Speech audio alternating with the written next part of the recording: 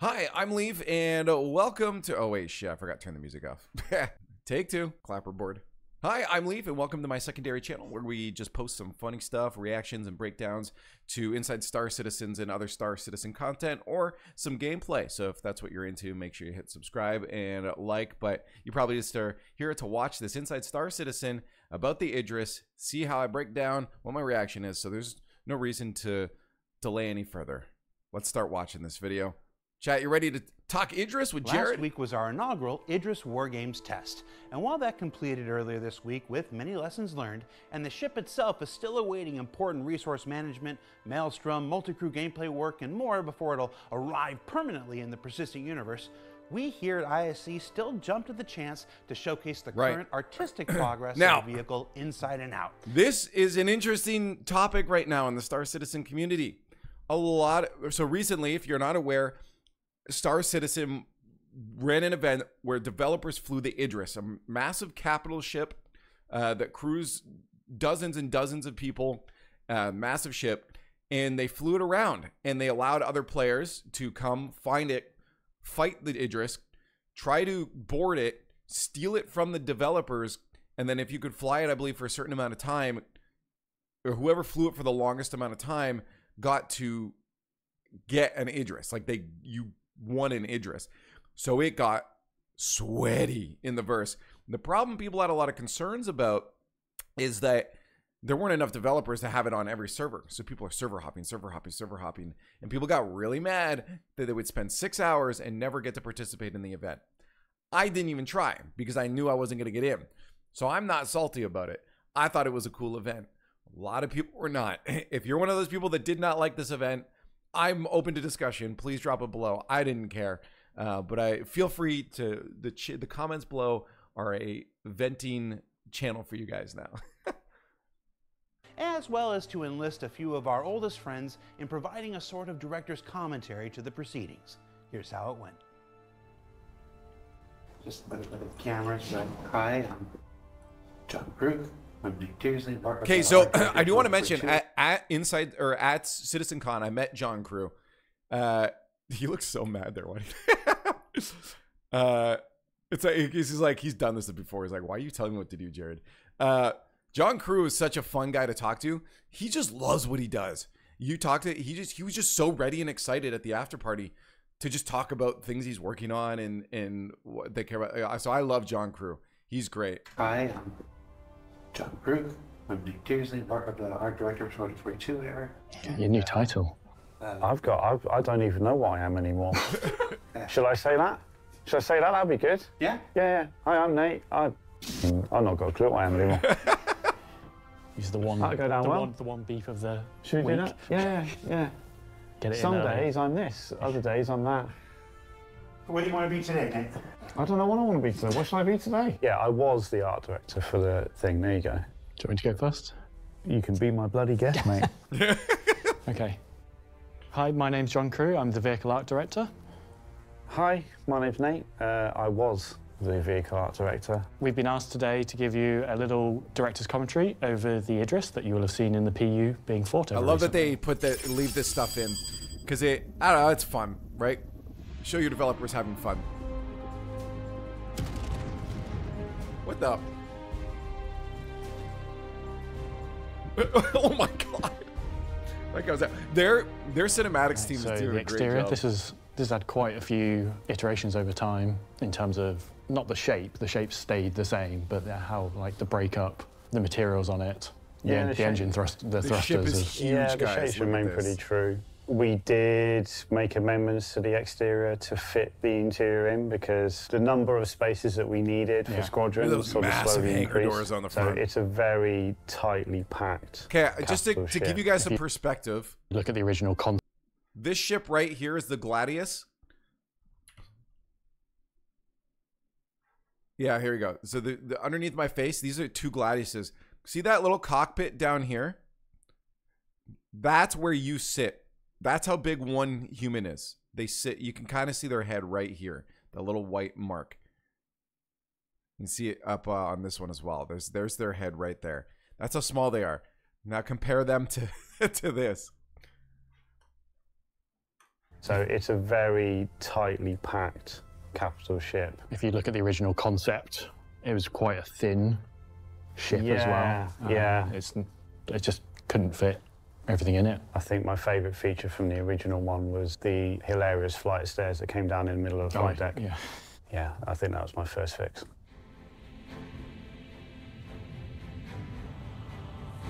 It's going to be crazy seeing people flying these around in into the back of it, which is especially the with way the engineering most players should gameplay. normally enter the Idris. Landing gear deployed. Here's a better perspective of it. Complete. You can go in the front, but that'll be a bit. It's getting dark now, John. So there we go.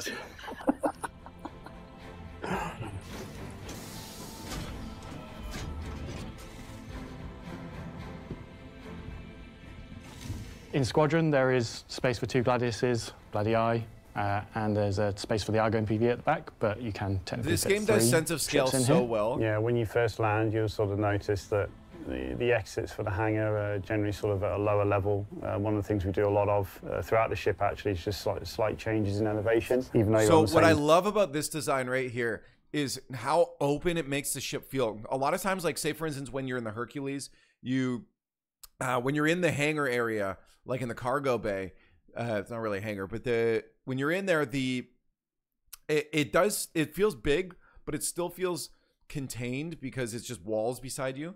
Whereas this, honestly, I mean, it's massive, but it feels so much bigger because of these glass overlooks for the control up there, that it makes the ship feel so wide. I love what they've done with this deck, and the general layout is fairly symmetrical, I would say. The ship, when it was first put together, was really sort of, I would say, designed from the inside out. So there was a lot of amendments on the exterior to make the interior, interior to me is always king. You spend a lot longer on the interior of the ship. So we sculpted the exterior skin. Wow, look at this. This is so cool. This is what the inside, I really love this shot. That's so cool. Wow. I'm gonna go back a bit too. So there's the hangars down there. That is a sick view. Are there gravity effects in the cargo bay? Yes. So the ships have gravity generators. So once you're within the ships, I guess they're just saying like the shield or the fort, like there's a field that it generates gravity. You can take out the gravity generators and then start floating. That'll be like with the whole engineering gameplay.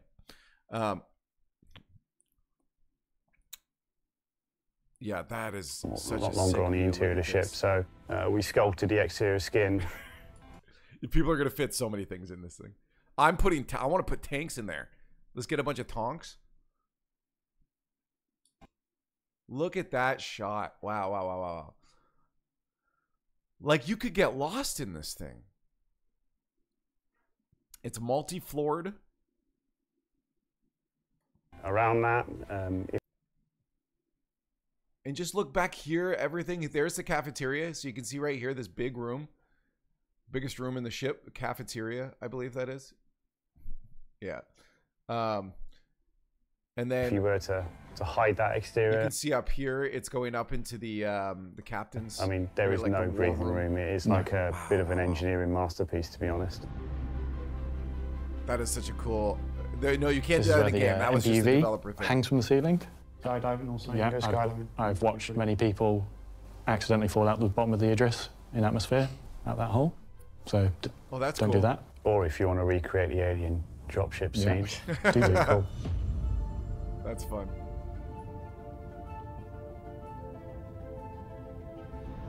The gravity room, which was originally upstairs, we had about. to shift things around through the process again, taking inspiration from real-world scientific areas. That whole room actually closes into its own cylinder. You have to sort of open the door to sort of get in, and you can close it behind you. It's quite a trip.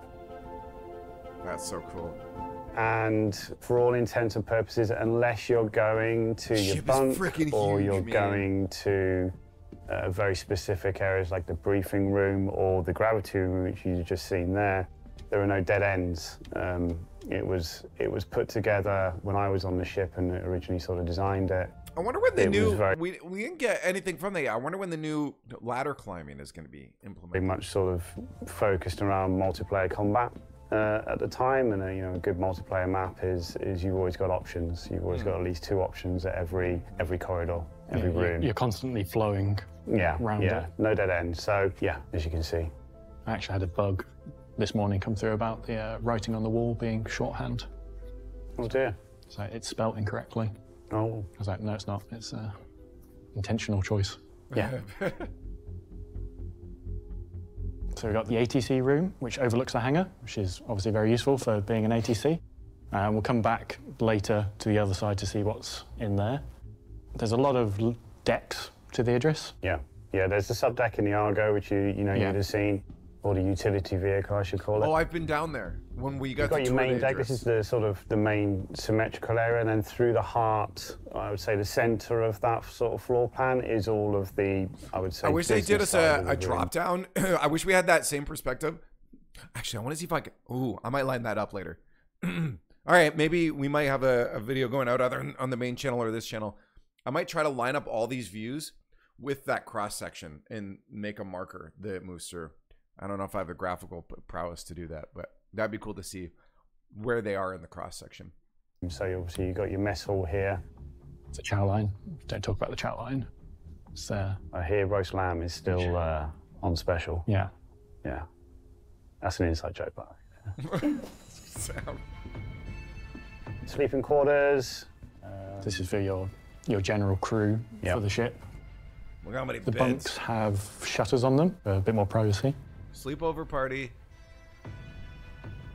With inbuilt home entertainment system. So this is 2 mirrored, I guess, solo cabins. The pilots get their own little area at the end. Which are about to get a little bit bigger, but you didn't hear that from me.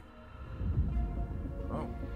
So the version that you're seeing here is taken from a point in time on Squadron recently, but there are lots of little tweaks that we'll talk about in the future to deliver more of the Idris. One of them, the missile room, is a big one that's still to come that is not available here at this time. But there's, like Nate said, lots of other little tweaks as we get closer to shipping Squadron that we'll be making.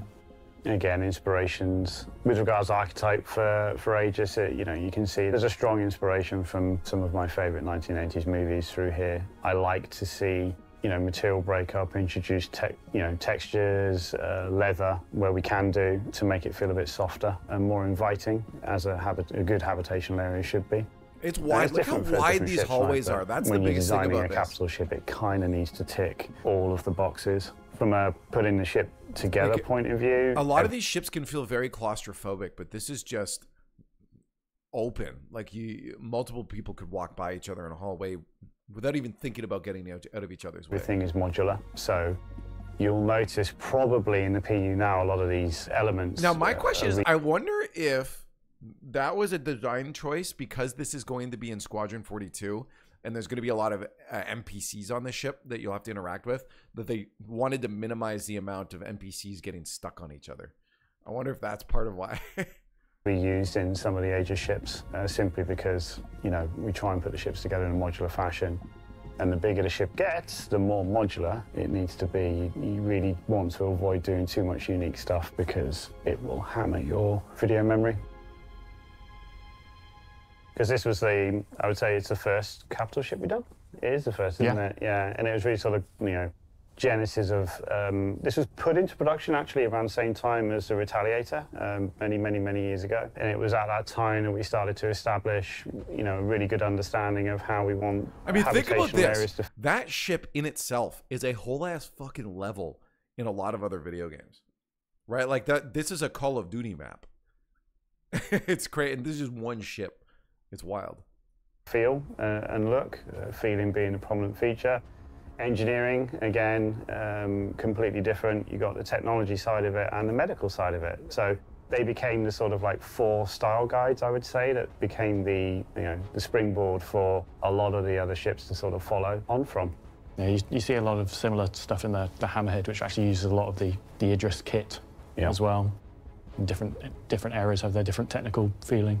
You'll notice here when you come in through the centre of the med bay, for example, There are very, very, very little right angles. When you look at the floor plan, for example, it generally dollies off at 45-degree angles or 60-degree angles. I don't like right angles. Yeah, no, that's cool. I think that's a really cool flow. design choice. As you can see there, you're going to get a right angle. That really helps with the openness. There's not much you can do about it. You don't have a dead end. You're just like, I yeah, can and it's start all going that way. interweaved. You'll notice there's lots of windows. Look outside. There's lots of windows that look back into the hangar. I like that. So we're not doing any cheating.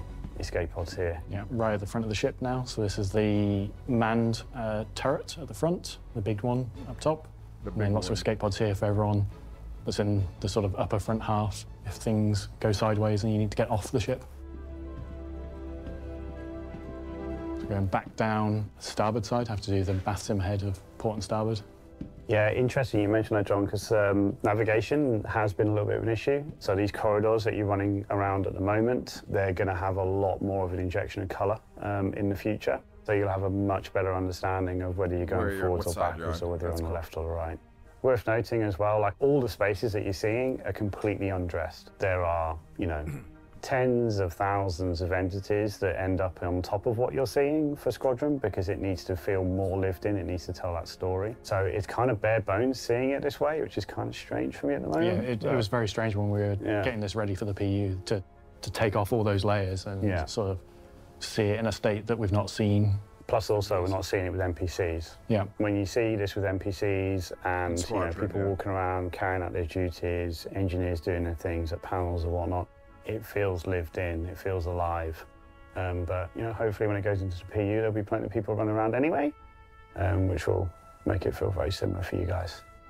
Hamster balls. You want to get buff? Go to the gym. I don't know what we had there originally opposite the ATC. Was it? It was the pilot. Everybody It was the pilot ready area, but we moved the pilot ready area down to the same level as the hangar, so you can get your gear, scramble out as quickly as possible, rather than getting your gear, run down a flight of stairs, falling down 2 flights of stairs, and then sort of hobbling into your ship with a broken ankle. Then going further back, we're sort of halfway, 3/4 of the way back. Yeah, you got your sort of, I think, the crossover point here. Yeah, you got 2 crossover points on the hangar. Oh, look at that. That's really cool. Those windows looking down from the catwalk. What a cool design. The crossover point here. Yeah, you got 2 crossover points on the hangar. Now you're going to sort of come through, and this is where a lot of the asymmetry comes in, although the footprint is sort of similar. You'll come through. On one side, you've got Brig, which is where all the naughty people go, and we have a lot of naughty people in the game. Oh man, I would hate pooping there though. You got a toilet just out in the open. That's the worst. Brig, which is where all the naughty people go, and we have a lot of naughty people in the game. There's a security office in there, and on the opposite side of that is, basically the opposite side of the ship, is the armory, which you'll see in a little bit. Big escape pods, so big shared ones rather than individual pods. You might have seen, as we've gone around, some big red signposted rooms. They, I believe, have EVA airlocks in them, as well as sort of maintenance storage areas, so all signposted so you know in a hurry where to go. Then the main briefing room. Main briefing room, again, integral to Squadron. This is where you're going to get your mission briefings and so on. That's cool. It's the home theater. It's a big ship. Yeah. There's a lot to it. Like I say, there's a lot crammed in. He just throws it in there too. He made the ship. It's a big ship. Now we're in the opposite side to where the brig was. So this is the armory and shooting range. Quite a bit of inspiration from RoboCop. Can you imagine having a shooting range inside of a when it comes spaceship? to the movies? When they had to do things for real, actually build things, it visually makes quite a big difference to me as a visual kind of guy. That firing range area is another one of the areas that has changed around a bit over time because it was an all-in-one. I think it was on the other side as well. Yeah. I think we flipped it, and then we got into the logistics of, you know, what happens if you take your gun away from there? What's going to happen to you as a player? So there was, you know, 'cause you're not supposed to walk around a military ship with a firearm in your hand, basically. So, yeah, lots of minor changes there, more for the social experience. So this is above the rear of the hangar, not all the way at the back. because it has 2 lifts that go down to, or 1 lift that goes down to the... I was thinking that too. 2? Yeah, There's got to be like there's one each systems in side that place. connects with the hangar. So case if someone you're goes bringing postal. in supplies or getting ready to go out on a long journey into the depths of space, you can, utility vehicle drops the cargo. I off can't and you wait can to load see up pretty players efficiently. manning these ships. And like the stories people are going to tell. I want to get on a ship. Decontamination area before you get into what would be the That engine room. looks sick. I want to get into an Idris that people are manning and just record, just walk around. Very different recording feeling everyone like doing we their talked stuff. about compared to the rest of the ship. Yeah, it's the thing with Aegis, we sort of looked at a lot of real-world scientific, I would say, hadron colliders, nuclear reactors. It definitely looks like CERN a particle was a collider. big sort of inspiration with a lot of the paneling and general sort of feel. And that's continued in the Gauntlet and a lot of the other Aegis ships that you'll see. And then you will have seen them dotted around in all the corridors, but there's a lot of wall panels that hold all the components. So whilst we do have some big capital size components like in the engine room, there's a lot of sort of secondary redundancy with all these extra wall panels dotted around. So if one area of the ship goes down, it's not completely scuppered. You can still route power around. Yeah, it's the interesting thing in the original design document, John, where if life support systems went down on the rear of the ship, there's actually sort of like large bulkheads that close that section of the ship off, so the rest of the ship can survive. So again, thinking about sort of multiplayer aspect, if you were to try and ambush one of these things, I think there's going to be quite a lot of fun to be had. Yeah, those bulkheads, I think you probably will have seen some of them in the corridors as we watch big yellowy orange. Yellowy orange. I was literally thinking orange. It's orange junker. Oh, Jesus. The layout as well, the engine room, you'll notice, is pretty much, if you were boarding the ship from the hangar, pretty much the most well-protected room of the ship. Again, with that multiplayer feeling in mind. Oh, Jesus I think going Christ. off, do you remember Titan mode? Squadron, not Squadron, Battlefield. Yeah. Really just trying to create this sort of layer up on layer until you get to the engine room to make that quite difficult to ultimately disable the ship. Like we talked about, there's a lot of flow in the interior, but there are those areas that have very distinct choke points to get to. Like the bridge is one, whilst there is multiple ways to get there, they're quite well defendable, and then the engine room is the other. So those are two areas you It'd really be really don't cool want watching people orgs get try to into take and each other's involved. ships. I want to set that up, like have an org try to defend and the other org, they let them board, but There's a few ways you can go up to the bridge. as if they're There's obviously this disabled, and then lift. and then see how far they But can there is get. also a set of staircases either side. So you have these That's sort really of cool. tactical stations at the back, flanking each side, down on a lower level from the main bridge area. You spoiled it for me, Chris. I would say most this proud room's of on the sick, look at bridge. this. There's been a lot of rework done, but you'll notice here the view out. It's pretty spectacular. Removed what would be, the cross frame, which went across the front of the ship. I love that you've got openness to it. completely unobstructed views out to space. But it still feels chunky and weighty, Thank which you, it needs Doctor. to, which is, a success.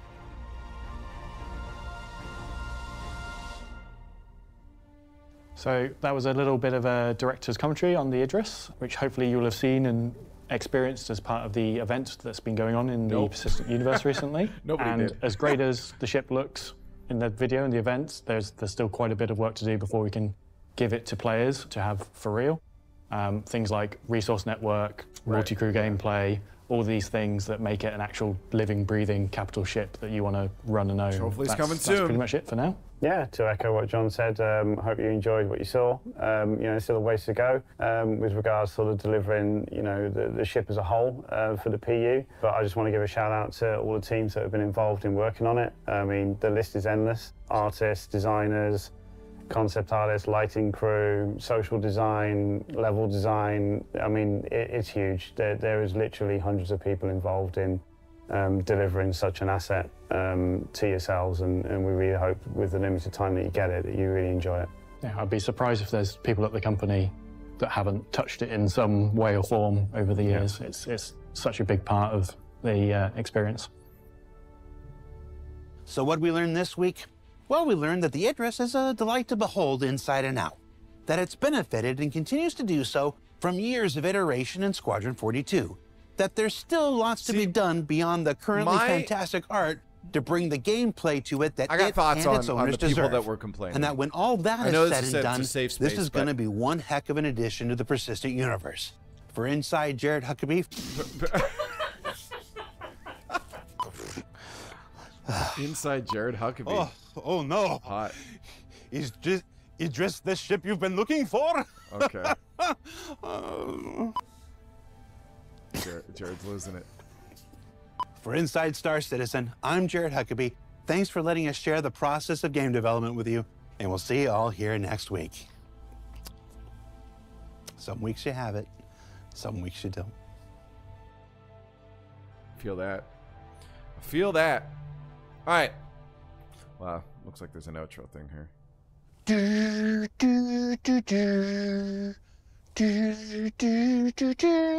Sandworm. Stupid.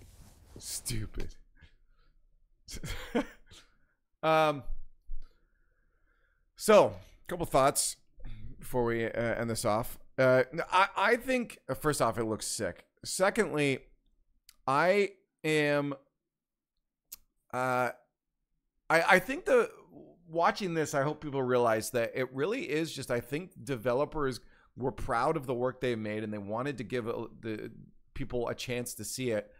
And, you know, could they have just put it out and anyone could walk on it and look at it, I guess, but making it actionable probably also got them data about how the ship moves and players move on the ship. And I'm concerned that if people get too angry about this event, that they, I would spend 6 hours, this is stupid, what were they doing, why would they do this, that they're never going to want to do this kind of stuff in the future. They don't have to show us anything right now. They could just wait until it's done and then put it out, right? Like there's no, they don't need to show us any of this. This is all just bonus. So that's why I just couldn't, I can't get behind being upset about the event because, I don't know, nothing changes for me not being able to do it, right? I knew I wasn't going to get in, so I didn't waste my time. I think people that made the decision to try it should have known that they were going to have to, that they were potentially not going to be able to see it. So I didn't think that's a responsibility of the players to understand, because I thought it was pretty clear. The chances of getting in would be very minimal. But regardless, if you disagree, let me know below. Thanks everyone that was watching. If you like these kind of videos, again, I just put out a video about a quick little short video about portals that was bugged on my main channel. Though I have a video going out tomorrow after this post, so if you're watching this, likely chances that it is already out, about Star Citizen in 2024, whether we should be excited or not excited about it. So if you like that, please go check that out on the main channel. Either way, thank you so much for watching. We'll see you next time.